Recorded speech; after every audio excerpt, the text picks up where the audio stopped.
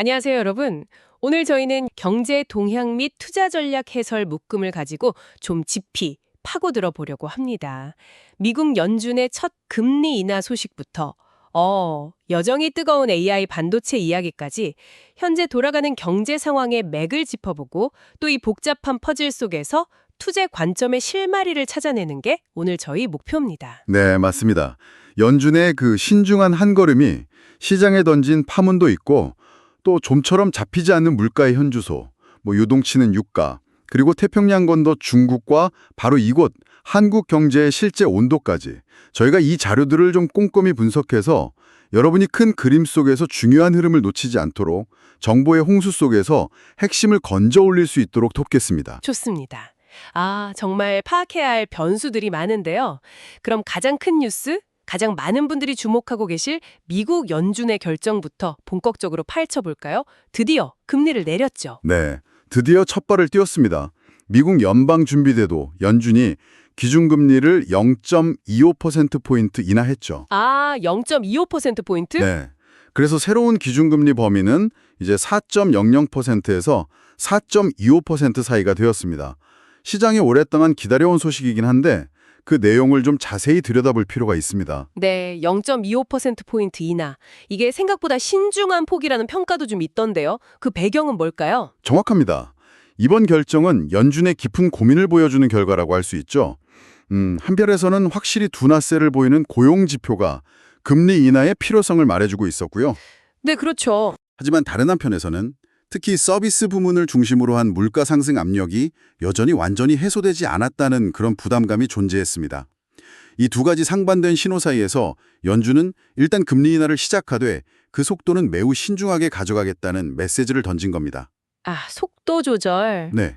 심지어 파월 의장은 기자회견에서 연말에 추가 인하 가능성도 열어두면서도 결국 데이터에 따라 결정하겠다는 여지를 남겼죠. 그렇군요. 둔화하는 고용과 끈적한 물가 사이의 줄타기군요. 시장은 이런 연준의 신중한 행보를 어떻게 받아들였나요? 바로 반응이 왔겠죠. 네, 시장은 즉각적으로 반응했습니다. 가장 눈에 띄는 건 장기 국채금리의 하락이에요. 금리 하락. 네, 연준이 결국 금리 인하 사이클에 진입했다는 안도감이랑 또 앞으로 추가 인하 기대감이 반영된 거죠. 동시에 미 달러화는 약세를 보였고요. 네. 금리 인하가 달러 매력도를 상대적으로 떨어뜨리니까요. 반대로 대표적인 안전자산이자 달러와 반대로 움직이는 경향이 있는 금 가격은 눈에 띄게 강세를 나타냈습니다. 이제 시장 참여자들의 관심은 단순히 금리를 내렸다는 사실 그 자체보다는 앞으로 얼마나 더 그리고 얼마나 빠르게 내릴 것인가 하는 그 경로와 속도에 집중될 겁니다. 그렇군요. 그 속도가 중요하겠네요. 네, 연준의 다음 행보 하나하나에 시장이 민감하게 반응할 수밖에 없는 국면으로 들어선 거죠. 알겠습니다. 금리 이야기가 나왔으니 자연스럽게 물가로 넘어가 보죠. 8월 미국 소비자 물가지수 CPI를 보면 전년 대비 2.9% 상승으로 나왔습니다. 헤드라인 수치 자체는 3% 아래로 내려왔는데 근데 문제는 변동성이 큰 에너지와 식료품을 제외한 근원 CPI가 여전히 3.1% 상승률을 기록했다는 점이죠. 이 끈적한 근원 물가, 도대체 왜 이렇게 쉽게 안 내려오는 걸까요? 네, 바로 그 끈적함, 영어로 스티키니스라고 하죠. 이게 현재 연준의 가장 큰 고민거리이자 금리 인하 속도를 조절하게 만드는 핵심 요인입니다. 그 끈적함 때문에. 맞습니다. 특히 주거비, 그러니까 렌트비랑 외식, 의료, 운송 같은 각종 서비스 비용이 차지하는 비중이 큰데요. 이 부분의 가격 상승세가 좀처럼 꺾이지 않고 있습니다. 팬데믹 이후 변화된 소비 패턴이라든지 여전히 타이트한 노동시장 때문에 임금 상승 압력 같은 게 복합적으로 작용한 결과로 보입니다. 말씀하신 것처럼 서비스 물가가 문제인데 일각에서는 최근 임금 상승률이 조금씩 둔화하고 있으니 시차를 두고 서비스 물가도 안정될 거라는 좀 낙관적인 시각도 있지 않습니까? 그런데도 여전히 끈적함을 강조하시는 이유는 뭔가요? 좋은 지적이신데요. 임금 상승률 둔화는 분명 긍정적인 신호입니다. 근데 그 속도가 물가 안정 목표치인 2% 수준으로 돌아가기에는 아직 좀 부족하고요. 또 과거에 비해서 노동 공급 제약이나 생산성 둔화 같은 구조적인 문제들이 겹쳐 있어서 임금발 물가 압력이 예상보다 오래 지속될 가능성도 배제할 수가 없습니다. 구조적인 문제까지. 네. 게다가 한 번 오른 서비스 가격은 공산품처럼 쉽게 내려가지 않는 하방 경직성이 강하다는 특징도 있고요. 그래서 연준 입장에서는 아직 안심하기 이르다고 판단하는 겁니다. 이런 상황은 채권 투자 전략에도 영향을 미치죠. 금리 하락을 예상하고 채권의 만기, 즉 듀레이션을 점진적으로 늘려가는 전략을 생각해 볼 수는 있습니다. 듀레이션이 길수록 금리 변동의 가격 변화폭이 커지니까요. 네, 그렇죠. 하지만 만약에 이 끈적한 서비스 물가가 다시 고개를 들거나 예상치 못한 유가 급등 같은 변수가 발생한다면 채권 금리가 다시 오르면서 가격이 하락할 위험, 즉 채권 시장의 변동성이 다시 커질 수 있다는 점을 반드시 염두에 두어야 합니다. 서비스 물가의 끈적함, 정말 중요한 변수군요. 그럼 또 다른 물가 변수, 유가는 어떻습니까? 오펙 플러스가 증산을 발표했지만 실제 생산량은 기대에 못 미친다는 소식도 들리는데요. 네, 그 점이 현재 유가 시장의 좀 미묘한 지점입니다. 산유국 협의체인 오펙 플러스가 시장 안정을 위해 증산을 결정했다고 발표는 했지만 막상 뚜껑을 열어보니까 일부 회원국들의 내부 사정, 예를 들면 생산시설 노후화나 투자 부족, 아니면 정치적 불안정 같은 것 때문에 실제 생산량 증가는 발표된 목표치에 미치지 못하고 있습니다. 아, 발표랑 현실이 다르군요. 네, 수요 측면에서는 글로벌 경기 둔화 우려로 원유 수요가 위축될 가능성이 제기되고는 있지만 이렇게 공급이 생각보다 타이트하게 유지되면서 유가가 쉽게 떨어지지 않고 오히려 단기적으로 박스권 상단을 계속 시험하는 그런 흐름을 보이고 있습니다. 수요는 약해지는데 공급이 못 따라오니 가격이 버티는 거군요. 여기서 우리가 주목해야 할 점은 뭘까요? 바로 2차 파급 효과의 재발 가능성입니다. 만약 이런 공급 제약이 지속되거나 혹은 예상치 못한 지정학적 리스크로 유가가 다시 본격적인 상승 추세로 돌아선다면 이게 단순히 주유소 기름값만 오르는 게 아니거든요. 그렇죠. 다른 데도 다 영향을 주죠. 맞습니다. 에너지 비용 상승이 운송비, 원자재 가격, 나아가 거의 모든 상품과 서비스의 생산 비용을 밀어 올릴 수 있습니다. 이렇게 되면 잡히는 듯했던 인플레이션 압력이 다시 거세질 수 있고 이건 연준의 통화정책 경로에도 상당한 부담으로 작용할 수 있죠. 유가의 향방이 중요한 이유입니다. 정말 인플레이션과의 싸움이 아직 끝나지 않았다는 느낌이 드네요. 자, 그럼 이제 시선을 아시아로 돌려보겠습니다. 세계 경제의 또 다른 축인 중국 경제 상황이 좀 나아지고 있습니까? 최근 발표된 지표들을 보면 해석이 좀 엇갈리는 것 같은데요. 네, 중국 경제는 현재 상당히 복합적인 양상을 보이고 있습니다. 긍정적인 측면을 보자면 최근 발표된 공업 생산이나 소매 판매 지표는 전월 대비 완만한 개선세를 나타냈어요. 정부의 소규모 부양책들이 일부 효과를 내고 있는 것으로 보입니다. 오, 그건 다행이네요. 하지만 그 이면에 들여다보면 그림자가 더 짙습니다. 무엇보다 심각한 부동산 시장 침체가 계속 발목을 잡고 있어요. 대형 부동산 개발업체들의 연쇄적인 디폴트 위기는 금융 시스템 불안으로까지 번질 수 있다는 우려를 낳고 있죠. 아, 부동산 문제가 심각하군요. 네, 여기에 더해서 과거 같은 대규모 인프라 투자나 제조업 수출 중심의 성장 모델이 한계에 부딪히면서 내수 소비와 기술 혁신 중심으로 경제 구조를 전환하려는 과정에서 겪는 성장통도 만만치 않습니다. 지방정부 부채 문제나 미중 갈등 심화 같은 구조적인 문제들도 여전하고요. 따라서 전반적인 성장 속도는 상당히 제한적일 수밖에 없는 상황입니다. 중국 경제 회복이 더딘 것이 우리에게 왜 중요한가요? 직접적인 영향은 어느 정도일까요? 매우 중요합니다. 중국은 한국의 최대 교역 상대국이니까요. 네, 그렇죠. 중국 경제의 회복 속도는 전국의 주력 수출 품목인 중간재, 예를 들어 스마트폰이나 TV에 들어가는 디스플레이 패널, 각종 석유화학 제품 같은 것들 있죠.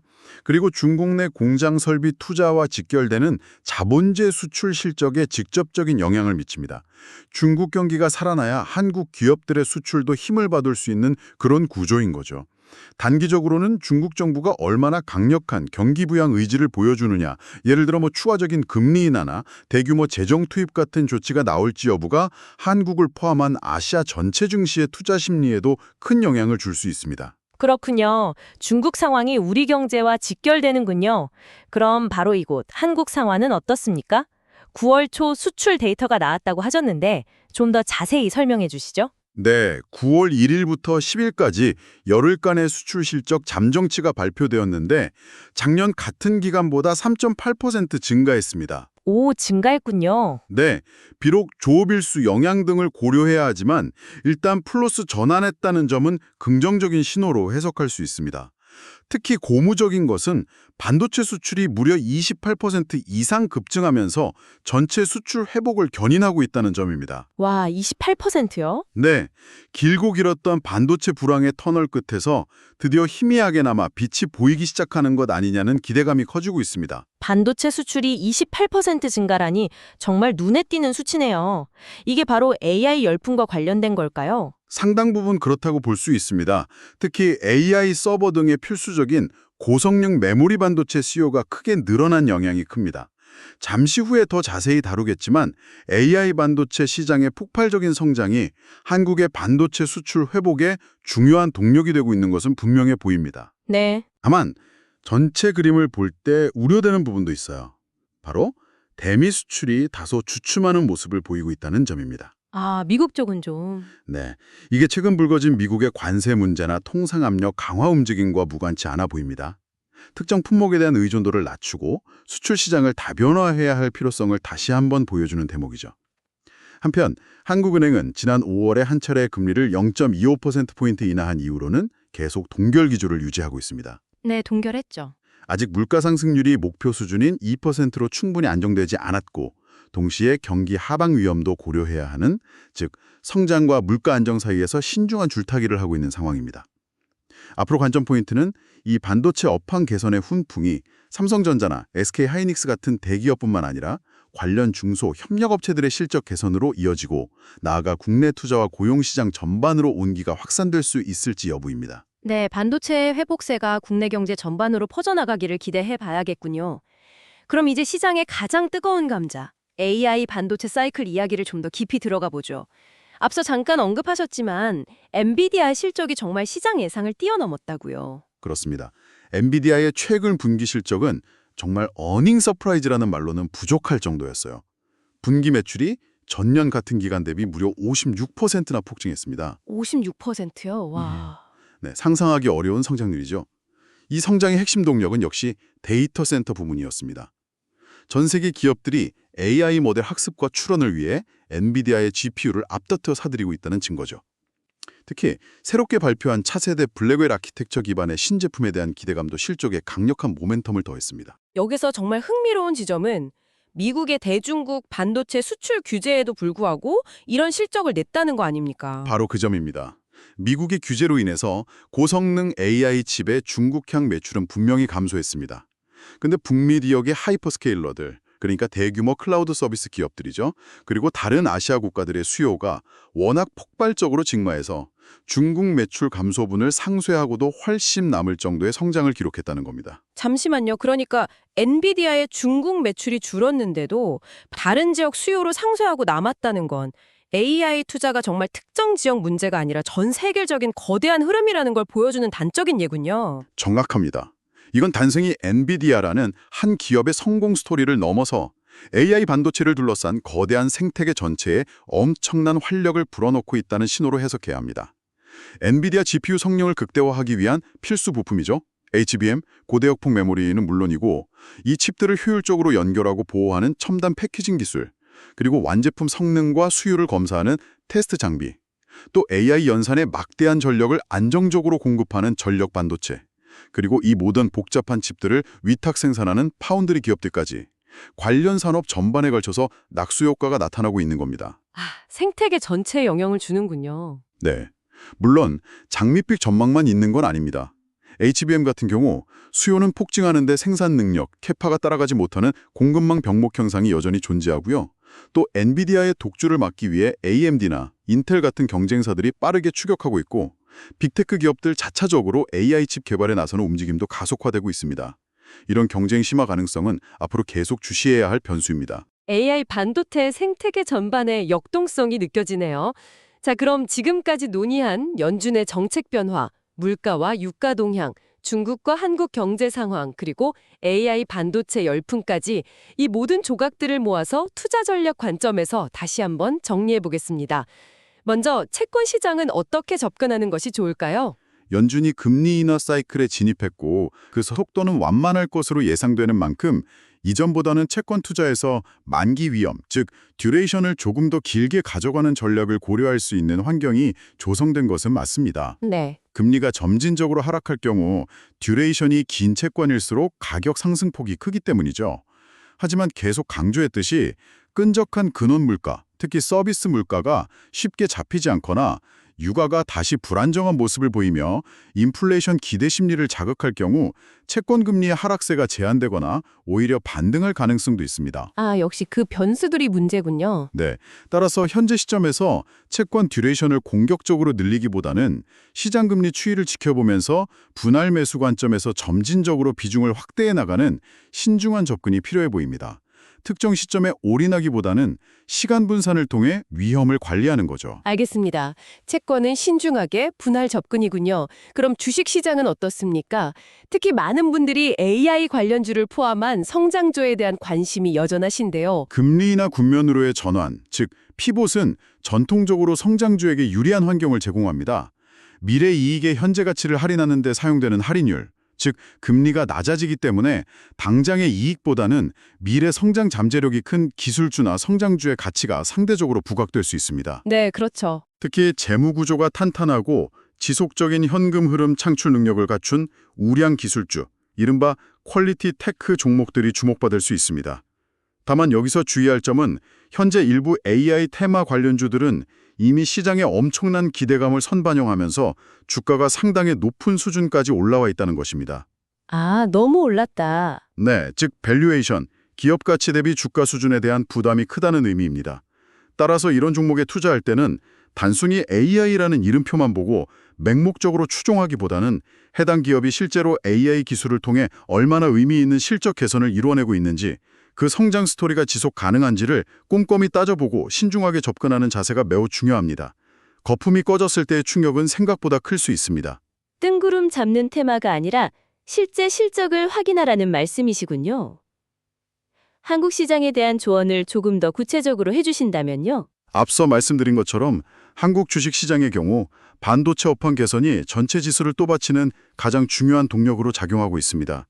따라서 투자 전략 역시 이와 관련된 분야에 초점을 맞추는 것이 합리적이겠죠.